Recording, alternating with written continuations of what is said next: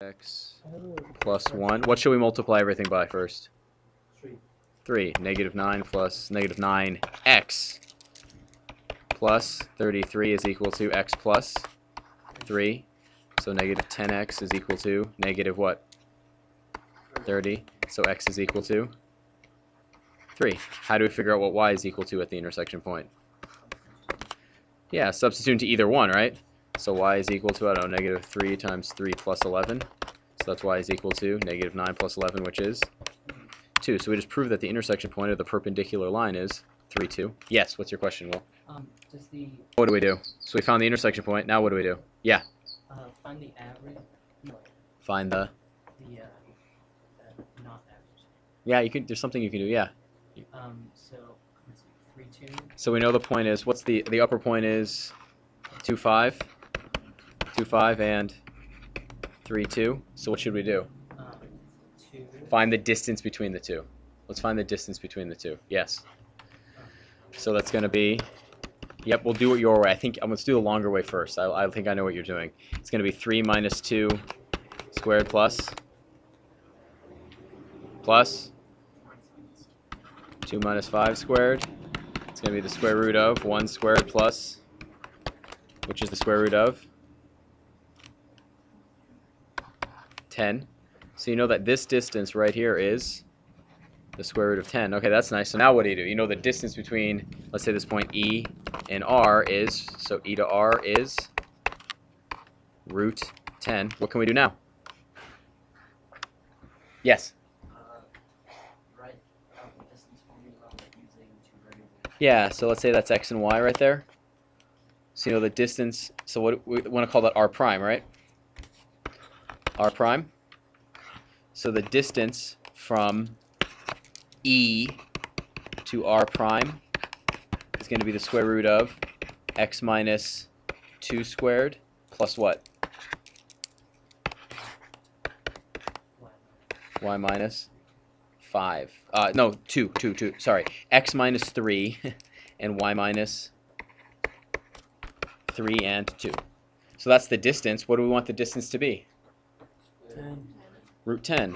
So no, root 10 is equal to this. So what does 10 equal? X minus 3 squared plus Y minus 2 squared. But what else do we know? We know the relationship between X and Y. What's the relationship between X and Y? It's this point is on the perpendicular line. Y equals what? We know that Y equals negative 3x plus 11. So we get 10 is equal to x minus 3 squared plus negative 3x plus 11 minus 2 squared. What do we have to do now? Isolate x. So what do we have to do first? Square of them, yeah. So we get 10 is equal to x squared minus 6x plus 9 plus, and this is what? Negative 3x plus 9 squared. So what's that going to be? X squared minus 6x plus 9 plus what? 9x squared minus 54x plus, and this equals 10. What kind of equation is that? We want to put everything on one side. So you get, that's a 10 right there. How many x squareds are on the right? So there are 10 of them. There's this 1 and 9 of them, so 10x squared. How many x's are there? Negative how many? Negative 60x. And then we have 90 on this side. Subtract 10 is plus what? 80, and that equals 0. What can we factor out of everything on the right? 10 times x squared minus 6 plus 6x plus 8. What two things multiply together to get negative 6? Sorry, multiply together to get positive 8, but add together to get negative 6? Yeah, x minus 2 and x minus 4. So x is equal to 2 or 4. So let's go back up here. X is equal to 2 or 4. Which one's it going to be?